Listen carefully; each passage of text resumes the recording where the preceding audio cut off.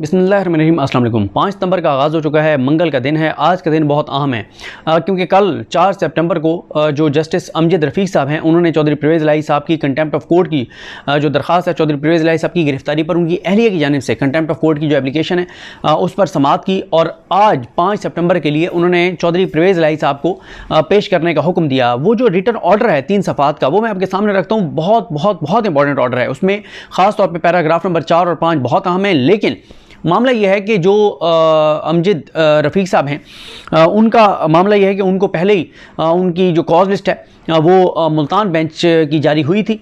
अब वो तो आज नहीं होंगे और केस भी कॉज लिस्ट से निकाल दिया गया है। लेकिन ये केस अब कंटेम्प्ट ऑफ कोर्ट वाला लगे या ना लगे, आज का दिन इसलिए इंपॉर्टेंट है कि आज जस्टिस तारिक महमूद जहांगीरी साहब के पास भी परवेज़ इलाही साहब का जो MPO का मामला है वो लगा हुआ है। अगर उस MPO को कलअदम करार दे दिया जाता है तो फिर परवेज़ इलाही साहब को रिहा करना पड़ेगा। उसकी रीज़न ये है कि लाहौर पंजाब में जितने भी इदारे हैं और नैब को भी, तमाम इदारों को लाहौर हाई कोर्ट का ऑर्डर वो फील्ड में कि उनको किसी केस में गिरफ्तार नहीं किया जा सकता। क्या वो जो सिंगल बेंच का के खिलाफ अपील है, क्या वो chief justice Lahore high court अमीर भट्टी साहब आज किसी और बेंच के सामने लगा देंगे और उधर से अगर MPO कलअदम होगा तो उधर से सिंगल बेंच का ऑर्डर मुअत्तल हो और मुअत्तल होते ही क्या वो गिरफ्तार हो जाएंगे? ये एक बड़ा सवाल है। लेकिन इस वक्त तक पोजीशन यह है कि अगर आज चौधरी परवेज़ इलाही साहब जो हैं उनका MPO का ऑर्डर कलअदम कर देती है इस्लामाबाद हाई कोर्ट, तो फिर वो किसी और केस में गिरफ्तार नहीं हो सकते, उनको रिहा करना पड़ेगा। लेकिन फिर आपके जहन में सवाल ये भी आएगा कि पहले भी तो ये कंटेम्प्ट ऑफ कोर्ट की एप्लीकेशन इसीलिए है ना कि उनको गिरफ्तार नहीं किया जा सकता था और फिर गिरफ्तार किया गया, तो मेरा ख्याल है अब ज़रा मुश्किल हो जाएगा। मैं आपके सामने ये रखता हूँ ऑर्डर। ये ऑर्डर बहुत इंपॉर्टेंट है जो अमजद रफ़ीक साहब ने तहरीर किया है और 3 सफ़ात पे मुश्तमिल ये ऑर्डर है। 10 पैराग्राफ हैं।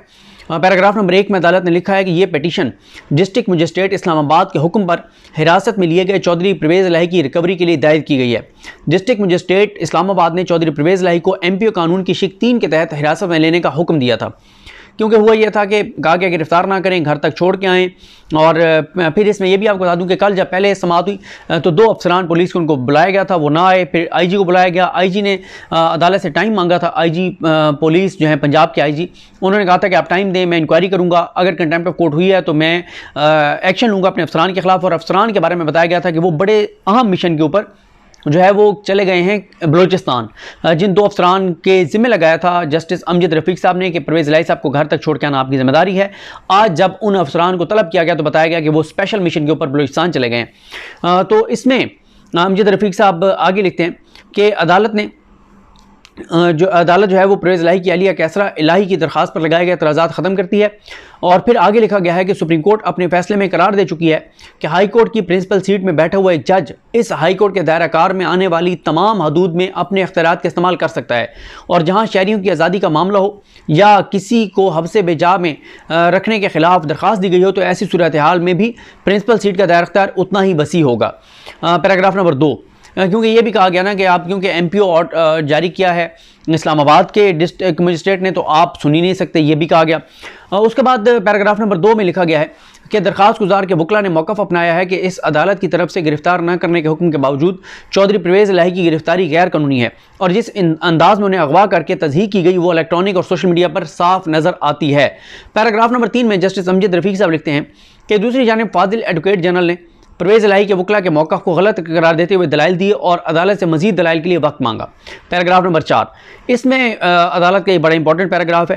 उन्होंने लिखा है कि इस दरख्वास्त में चौधरी परवेज़ इलाही की बरामदगी की इस्तदा की गई थी क्योंकि इस अदालत ने परवेज़ इलाही को 1 सितंबर को नैब के मुकदमे में रिहा करने का हुक्म सुनाया था और हदायत की थी कि परवेज़ इलाही को उनकी मंजिल तक पहुँचाने के लिए पुलिस का स्क्वाड फ्राहम किया जाए, लेकिन उन्हें उसी रोज़ उनके घर के करीब सड़क से पुलिस की मौजूदगी में अगवा कर लिया गया। जज साहब लिख रहे हैं कि उनको अगवा किया गया, गिरफ्तार नहीं किया गया, अगवा किया गया। उसके बाद जज साहब लिखते हैं कि पाकिस्तान के लोगों ने मीडिया पर होने वाले सलूक को इंतहाई दुख से देखा, जिसकी वजह से मैं ये कहने पर मजबूर हूँ कि एक ऐसा शख्स जो एक सियासी कद काट रखता है और 70 साल से ज़ायद उसकी उम्र है, उसको बाजू और टांगों से उठाकर नामालूम शख्स गाड़ी में डाल रहे थे। बाद में बताया गया कि वो नामालूम शख्स अफराद इस्लामाबाद पुलिस के एहलकार हैं। अगर आइन पर अमल करने वाले लोग ऐसा करेंगे तो इस मुल्क को ख़तरे में फिर वो डाल रहे हैं। अदालत ने इस हवाले से भीम सिंह बनाम रियासत जम्मू और कश्मीर केस में दिए गए फैसले की नज़ीर फैसले में शामिल की है, जिसमें कानून साज असम्बली के रुकन को हासिल आज़ादी के हवाले से वाज़ेह हुक्म दिया गया है और कहा गया है कि पुलिस अफसरान को न सिर्फ अरकान असम्बली बल्कि आम शहरियों की आज़ादी का तहफ़्फ़ुज़ करना चाहिए, ना कि उन्हें अगवा करें। पैराग्राफ नंबर 5, फाजिल जज ने लिखा है कि हब्से बेजा की रिट का तस्वुर मंगा कार्टा चार्टर से लिया गया है। उस वक्त इंग्लैंड के किंग जॉन ने रॉयल चार्टर ऑफ राइट्स पर 15 जून को इत्तफाक किया था, जिससे किंग जॉन और बागियों के एक गिरोह के दरमियान मुआहदा हुआ था। इस मुआहदे में गैर कानूनी कैद से तहफ़्फ़ुज़ और इंसाफ तक रसाई के हकूक़ भी शामिल थे। इसके बाद ये हकूक़ पाकिस्तान समेत मुख्तलिफ ममालिक के आइन में शामिल किए गए। अदालत ने लिखा है कि अगर एक शख्स की हिरासत गैर कानूनी साबित होती है तो अदालत उस शख्स को रिहा करने की पाबंद है। उसके बाद जज साहब ने लिखा है कि इंक्वायरी का मरकज़ी नुकता यह होना चाहिए कि किसी शहरी को हिरासत में लेने का अमल इख्तियारात का दुरुस्त इस्तेमाल करते हुए नेकनीयती से किया गया है या नहीं। इस हवाले से तकनीकी मामलात को तरजीह नहीं दी जानी चाहिए। अगर इख्तियारात का गलत इस्तेमाल किया जाए तो ऐसे इक़दाम गैर कानूनी पाएंगे। बहुत इंपॉर्टेंट बात उन्होंने लिखी है। पैराग्राफ नंबर 6, इसमें लिखा गया है कि अदालत को बताया गया कि चौधरी परवेज़ इलाही को district magistrate deputy commissioner Islamabad की तरफ से जारी किए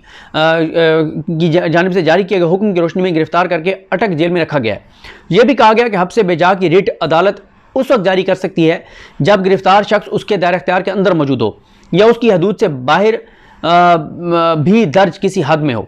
इस हवाले से सुप्रीम कोर्ट के 2 फैसलों का हवाला देते हुए अदालत ने लिखा है कि अटक जेल इस अदालत के दायरे इख्तियार के अंदर मौजूद है, क्योंकि ज़ाहिर अटक पंजाब में आता है, दायरा इख्तियार के अंदर मौजूद है। लेकिन अगर इस अदालत के दायरा कार से बाहर भी ले जाया गया हो तो हाई कोर्ट पूरे मुल्क के अंदर अपने इख्तियारात का इस्तेमाल कर सकती है। पैराग्राफ नंबर 7, अदालत ने करार दिया है कि डिस्ट्रिक्ट मजिस्ट्रेट इस्लामाबाद के हिरासती हुक्म के मेरिट्स पर जाए बगैर यह तयशुदा कानूनी पोजीशन है कि MPO के तहत DC इस्लामाबाद के हुक्म का दायरा कार सिर्फ इस्लामाबाद की हदूद तक है, उसको मुल्क के किसी दूसरे सूबे तक तोसी नहीं दी जा सकती।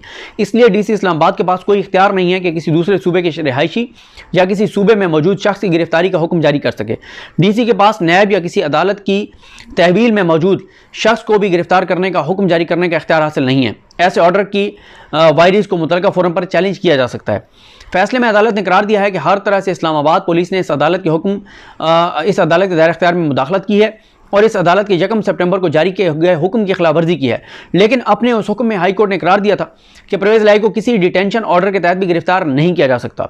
उसके बाद जज साहब लिखते हैं कि इस्लामाबाद पुलिस डिस्ट्रिक्ट मजिस्ट्रेट के हुक्म पर एक्शन ले रही थी, इसलिए उसे चाहिए था कि हाई कोर्ट के हुक्म की रोशनी में वापस जाकर रिपोर्ट करती। इस्लामाबाद पुलिस डिस्ट्रिक्ट मजिस्ट्रेट के हुक्म पर एक्शन ले रही थी, इसलिए उसे चाहिए था कि हाई कोर्ट के हुक्म की रोशनी में वापस जाकर रिपोर्ट करती कि अदालत ने उनकी गिरफ्तारी से मना कर रखा है। लेकिन चौधरी परवेज़ इलाही की गिरफ्तारी का किसी सूरत कोई जवाब नहीं था, इसलिए उनकी गिरफ्तारी गैर कानूनी है और जब गिरफ्तारी गैर कानूनी है तो परवेज़ इलाही को हिरासत में रखना भी गैर कानूनी है। पैराग्राफ नंबर 8, फैसले में अदालत ने लिखा है कि परवेज़ इलाही की सुप्रिंटेंडेंट अटक जेल की तहवील से बरामदगी के लिए डिस्ट्रिक्ट एंड सेशन जज अटक को हाई कोर्ट का बैलिफ मुकर्रर किया जाता है। वो उनको बरामद करके पुलिस के हवाले करेंगे, जबकि सिटी पुलिस अफसर रावलपिंडी और डिस्ट्रिक्ट पुलिस अफसर रावलपिंडी परवेज़ इलाही को अपनी हिफाजती तहवील में कल 5 सितंबर को इस अदालत के सामने पेश करेंगे। अब आज तो कॉज लिस्ट में लगे ही नहीं है, तो ये भी एक सवाल है कि क्या आज किसी और के पास लगा देंगे अमीर भट्टी साहब, या वैसे तो एक जज साहब ने अगर हुक्म दिया था तो उस जज को एक दिन के लिए कॉज लिस्ट कैंसिल करके उनको बिठाया जा सकता था लाहौर प्रिंसिपल सीट पे, लेकिन खैर ज़ाहिर है आपको पता ही है चीज़ें जिस तरह से चल रही हैं। उसके बाद ये कहा गया कि डिस्ट्रिक्ट एंड सेशन जज अपने मजिस्ट्रेट के हमरा परवेज़ इलाही की इस अदालत तक ट्रांसपोर्टेशन के अमल की निगरानी करेंगे। पैराग्राफ नंबर 9, अदालत ने लिखा है कि सुप्रिंटेंडेंट अटक जेल कल 5 सितंबर को ज़ाती हैसियत में अदालत के सामने पेश हों और वजाहत करेंगे परवेज़ इलाही को जेल में कैद करके इस अदालत की तरफ से 1 सितंबर को जारी किए गए हुक्म की खिलाफवर्जी क्यों की गई। पैराग्राफ नंबर 10, अदालत ने करार दिया कि इसी तरह इस्लामाबाद पुलिस ने दानिस्ता तौर पर लाहौर हाई कोर्ट की हदूद से परवेज़ इलाही को गिरफ्तार करके 1 सितंबर 2023 को जारी किए गए हुक्म की खिलाफवर्जी और बेतौकीदी की है। ऐसा इक़दाम कानून और इंसाफ की राह में रुकावट के मुतरादिफ है। ये अमल तौहीन अदालत है। अदालत ने करार दिया है कि IG इस्लामाबाद पुलिस के खिलाफ अलग तौहीन अदालत की कार्रवाई का आगाज़ किया जा रहा है। तो एंड में ये भी आपको बता दूं कि दौरान समाअत परवेज़ इलाही साहब की जानिब से सरदार लतीफ़ खोसा, ताहिर नसरुल्लाह वड़ाइच पेश हुए, advocate general Punjab Khalid Ishaq, additional advocate general Ghulam Sarwar, assistant advocate general Umar Tahir, Farrukh Khan Lodhi, Idrees Bhatti और IG Punjab police doctor Usman Anwar जो हैं ये पेश हुए। अब मैंने आपको बता दिया कि आज के दिन जो है वो इम्पॉर्टेंट इसलिए है कि आज एक तो ये हुक्म है उनको कि पेश किया जाए। अब अगर केस ही नहीं लगाया chief justice Lahore high court अमीर भट्टी साहब ने तो फिर क्या होगा। और साथ ही दूसरा सवाल और मामला ये है कि आज जब जिसके बहुत चांसेस हैं कि जो तारिक महमूद जहांगीरी साहब हैं वो इस MPO को या तो सस्पेंड कर देंगे या कलअदम कर देंगे, तो फिर परवेज़ इलाही साहब को रिहा किया जाएगा या नहीं किया जाएगा, ये भी एक बड़ा सवाल है। इससे पहले तो जब भी अदालतों के अहकामात जारी हुए हैं तो उन पर अमल नहीं हुआ, सिवाय एक ऑर्डर के जो जस्टिस बाबर सत्तार साहब का था, जिसमें उन्होंने यकीनी बनाया के जो शायर अफरीदी साहब हैं और शानदाना गुलजार साहब हैं वो आज भी आज़ाद हैं। गो के मशरूत तौर पर कि वो मीडिया से बात नहीं कर सकते, इस्लामाबाद नहीं छोड़ सकते, लेकिन उनको गिरफ़्तार नहीं किया जा सकता। ये ऑर्डर था बाबर सत्तार साहब का। उसके अलावा कोई भी जज सुप्रीम कोर्ट का, हाई कोर्ट का, इस्लामाबाद हाई कोर्ट का, लाहौर हाई कोर्ट का, सुप्रीम कोर्ट का आज तक अपना ऑर्डर इंप्लीमेंट नहीं करवा सका सिवाय जस्टिस बाबर सत्तार साहब के। तो अब देखना है कि तारिक महमूद जहांगीरी साहब इस पर क्या ऑर्डर करता है और उसके बाद फिर परवेज़ इलाही साहब का मामला कहाँ जाता है। और आज लाहौर हाई कोर्ट में अमीर भट्टी साहब जो है इसको खामोशी से गुजार जाते हैं या आज वो ये केस कहीं लगा देते हैं, ये भी एक बड़ा सवाल है जो आज पता चलेगा। तो मेरा ख्याल है कि आज अगर ये कल अदम होगा MP तो फिर बड़ा मुश्किल हो जाएगा किसी और केस में उनको गिरफ़्तार करना, क्योंकि लाहौर हाई कोर्ट का ऑर्डर बरकरार है जिसके तहत उनको किसी भी केस में गिरफ़्तार ना करने का हुक्म दिया गया है। और अगर आज अमीर भट्टी साहब 2 रुकनी बेंच के सामने लगा के और उस ऑर्डर को मुअत्तल कर देते हैं, फिर परवेज़ इलाही साहब बिल्कुल गिरफ़्तार हो सकते हैं किसी और केस में। तो देखते हैं आज क्या सूरत हाल बनती है। मुझे अपनी दुआ में याद रखें। अल्लाह करीम हम सबका हामी नासर हो। अल्लाह हाफ़िज़।